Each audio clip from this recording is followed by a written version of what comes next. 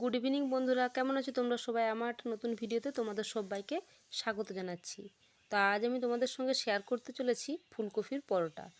কড়াইয়ে জল গরম করতে দিয়ে দিয়েছি, তার মধ্যে দিয়ে দিলাম হাফ চামচের মতো লবণ, আর ফুলকপিগুলোকে বেশ কিছুক্ষণের মধ্যে আমি ভাপিয়ে নেব। আর এদিকে নিয়েছি 500-র মতো আটা, দিচ্ছি 1 চামচ চিনি, স্বাদ মতো লবণ আর রিফাইন তেল।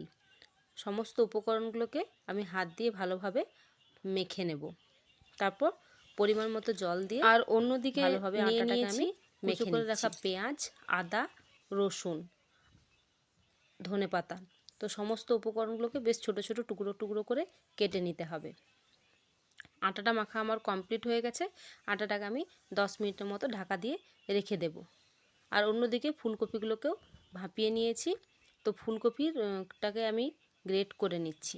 ফুলকপির ফুলের অংশটা আমি নেব, আর পিছনের দিকের অংশটা আমি দেব না, ওটা আমি অন্য কোনো সবজির জন্য রেখে দিলাম। তোমরা চাইলে দিতে পারো বা অন্য কোনো সবজিতেও ইউজ করতে পারো। ফুলকপিটা গ্রেট করা হয়ে গেছে।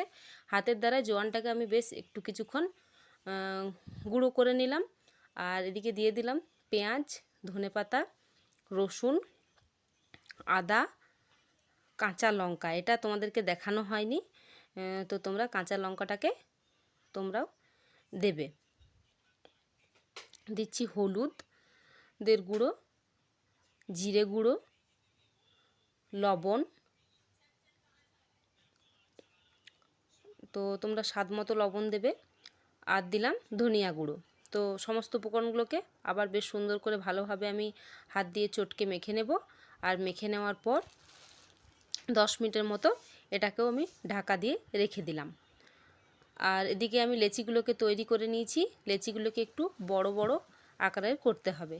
10 মিনিট হয়ে গেছে। 10 মিনিট পরে আবার ফিরলাম। এরপর পিঠের পুর যেভাবে ভরা হয় সেইভাবে ঠিক একই রকমভাবে পুরগুলোকে আমি ভরে নেব। আর এখনও পর্যন্ত যারা আমার ভিডিও দেখছো, লাইক কমেন্ট শেয়ার করছো না, তারা অবশ্যই লাইক কমেন্ট শেয়ার করো। পাশে থাকা বেল আইকনটি নোটিফিকেশন অন করে রাখো। আর যখনই নতুন কোনো ভিডিও আমি আপলোড করব, তখনই সবার প্রথমে তোমাদের কাছে পৌঁছে যাবে।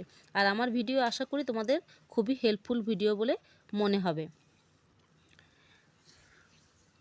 তো লেচি আমার তৈরি হয়ে গেছে। এরপর আমি লেচিটাকে আটা দিয়ে বেলে নেব। তোমরা চাইলে তেল দিয়েও বেলতে পারো। আমার মনে হয়েছে লেচিটা আটা দিয়ে বেললে বেশ সুবিধা, তাই আমি আটা দিয়েই বেললাম। তো বেলা কমপ্লিট হয়ে গেছে। এরপর আমি তাওয়া চাপিয়ে দিয়েছি, তাওয়ার মধ্যে লেচিটা দিয়ে দিলাম। এবার 2 পিঠ ভালোভাবে প্রথমে আমি সেঁকে নেব। সেঁকে নেওয়ার পর 2 পিঠ ভালোভাবে তেল দিয়ে ভেজে নেব। তো আমার পরোটা তৈরি হয়ে গেছে। তো ভিডিও তোমাদের কেমন লেগেছে সেটা অবশ্যই জানিও। তো আজকের মতো ভিডিওটা এই পর্যন্তই। বাই। নেক্সট ভিডিও নিয়ে আবার তোমাদের কাছে হাজির।